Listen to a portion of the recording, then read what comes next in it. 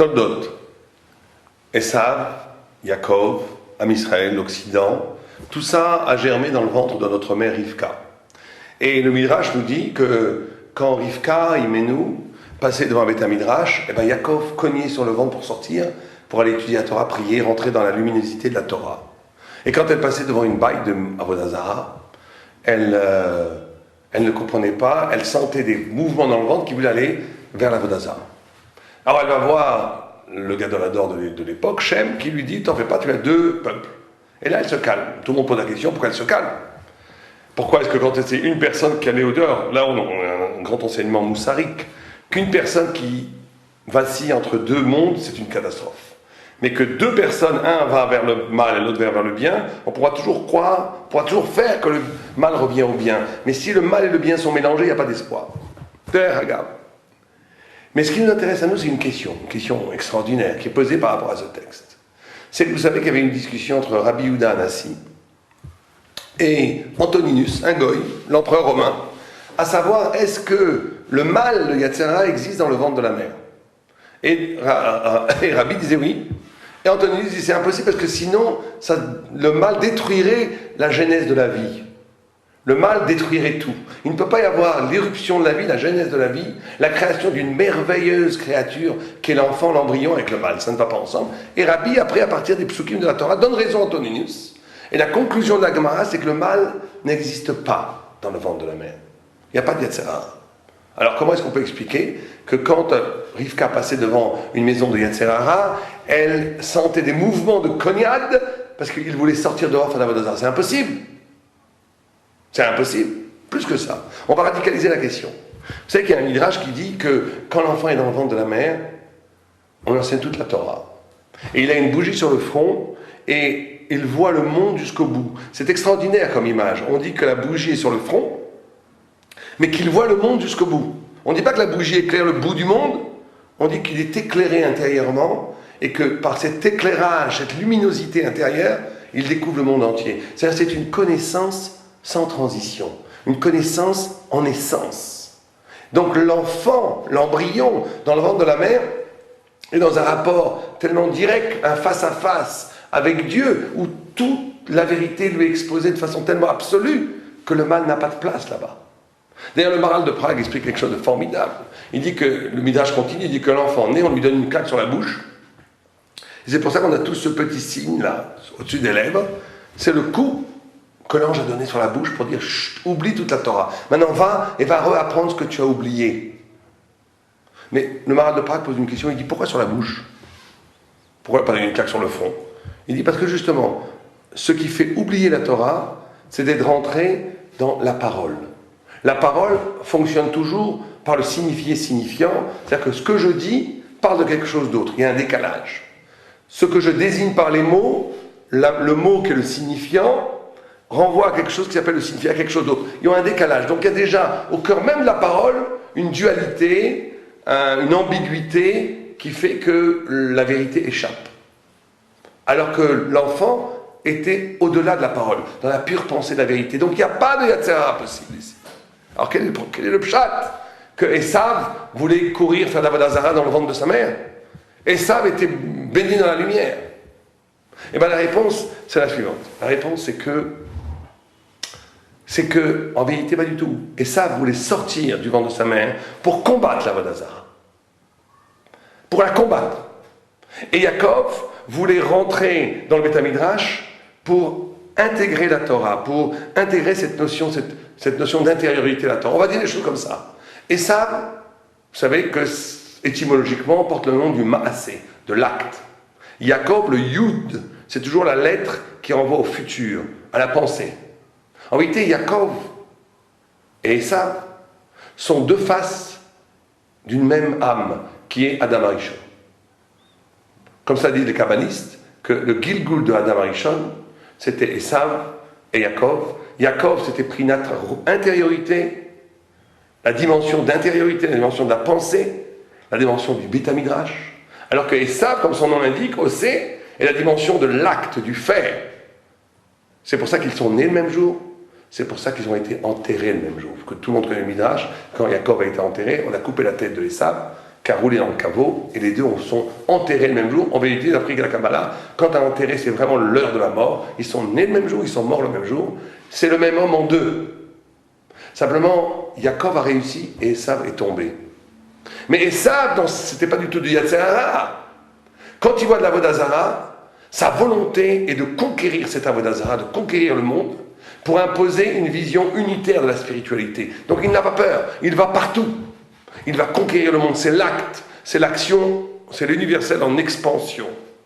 Alors que Yaakov, c'est l'universel, la vérité en intensité, dans le Beth Midrash, dans la réflexion, dans le futur. Je porte en moi le sens de toute l'histoire de l'humanité, mais qui va être réalisé plus tard par le Mashiach. Maintenant, je suis dans l'intériorité, je ne suis pas dans l'extériorité. Or, Esav, l'essence, c'est d'être une extériorité, d'être quelque chose qui veut conquérir le monde, agir. C'est pour ça qu'il veut sortir. De là, on peut avoir un grand yesod pour nous. Un très grand yesod pour nous, c'est le danger que nous avons tous, nous, vous, tous juifs en vérité, quand on essaye de conquérir le monde, quand on essaie de sortir.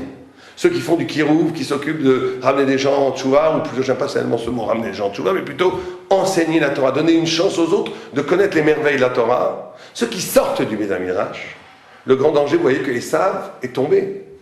Il n'a pas réussi du tout. D'ailleurs, derrière Haga, c'est pour ça qu'Yitzhak voulait bénir Esav. Parce qu'il pensait que le Maaseh, Naaseh Venishma, l'acte, le fait de conquérir le monde pour laisser une place à la parole de Yaakov est première. Donc Esav doit avoir les bénédictions. Mais Rivka voit que c'est pas possible. Rivka voit que Esav va tomber, que Esav, la fascination de l'extériorité, la fascination du monde a fait tomber Esav. Et elle le voit. Et ce ne sera pas possible. Tant que le Mashiach ne vient pas, ce ne sera pas possible. Et donc nous, l'enseignement qu'on doit prendre, c'est de toujours, et ça c'est très très important, de toujours relier nos actions à quelque chose qui est au-delà, plus profond que l'action elle-même. C'est que l'essence même de la mitzvah, c'est ça. La mitzvah, c'est de reconnaître que dans une mitzvah, il y a de la kedusha. Il y a quelque chose qui dépasse l'acte, l'agir. Il y a un midrash où, à la fin des temps, les goïms diront aux juifs, mais c'est normal que les juifs ont fait la Torah, ils ont eu la Torah, nous on n'a pas eu la Torah. Et Dieu leur donne une petite mitzvah kala, facile à faire, qui s'appelle Souka. Faites-la et on va voir ce qui va se passer. Les goïms rentrent sur la Souka, Dieu fait sortir un immense soleil très chaud, et de colère, il détruit la Souka. Vous voyez, vous êtes tombés, la Gemara dit, mais un mystère, ma souka, pas tomber souka. Celui qui souffre dans la souka, il n'a pas à faire la souka. Donc en quoi est-ce qu'ils ont péché? Ils ont dit, oui, ils n'auraient pas dû donner des coups de pied dans la souka. Quel est le pshat de cette Gemara? Le pshat, c'est que les non-juifs, les nations, quand on leur a donné une mitzvah, ils n'ont vu que l'aspect de l'acte. Donc l'acte est impossible à faire, on détruit la souka. Alors que nous, on dit, au-delà de l'acte, il y a une kdusha. Il y a une sainteté dans les choses. Des tefilines, même s'ils sont plus cachers, on va les enterrer comme un homme, on ne va pas les jeter. Quand une mitzvah n'est plus réalisable, on ne va pas donner des coups de pied. Pourquoi? Si elle n'est plus réalisée, il n'y a plus d'acte. Non, parce que l'acte révèle de la Torah. L'acte, au cœur de chaque mitzvah, il y a de la Torah, il y a de l'infini, il y a du lien avec Dieu, ça dépasse l'agir. Et c'est ça que nous, on doit faire comme tikkun, c'est qu'on doit... Bien entendu qu'on doit aller à l'extérieur, bien entendu qu'on doit illuminer le monde. Mais chaque fois qu'on le fait, il faut faire très attention que cet acte, cette extériorisation, soit liée en amont au Beth Midrash, à l'intériorité, à la tfila, à quelque chose qui dépasse la notion d'agir. C'est l'enseignement peut-être le plus fondamental qu'on peut apprendre de cette dichotomie, de cette dualité qu'il y avait entre Esav et Yaakov. Oui, c'est pour nous peut-être des plus grands dangers.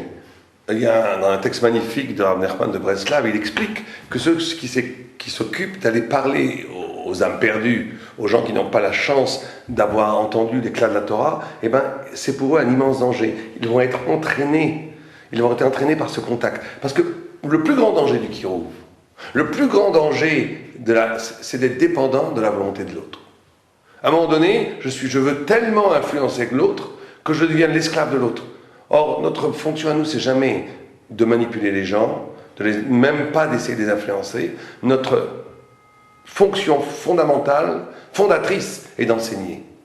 On enseigne la Torah et après, quand on enseigne la vérité, le beau, le vrai, et le faux, et le ténébreux, et qu'on doit mettre ça devant les gens doivent choisir.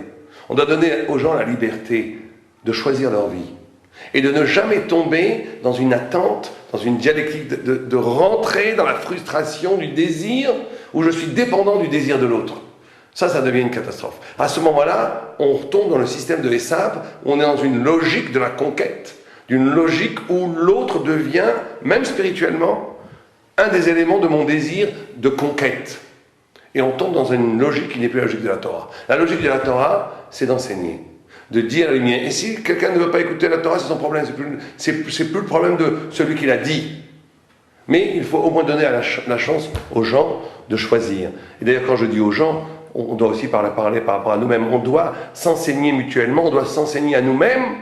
Et toujours, l'enseignement de la Torah doit provoquer l'éruption d'un choix. Est-ce que je vais véritablement réaliser ce que je viens de prendre conscience en étudiant, ou est-ce que je vais le refouler dans le domaine de l'intellect, de l'idée, c'est une belle idée, mais ça ne me touche pas dans la vie. En vérité, cette problématique du choix et de la liberté qui naît, qui apparaît à partir d'études de la Torah, elle est générale. Elle n'est pas que dans un rapport de Kirouv, elle est pour chaque juif, chaque rabbin, chaque personne qui étudie la Torah. Shabbat Shalom.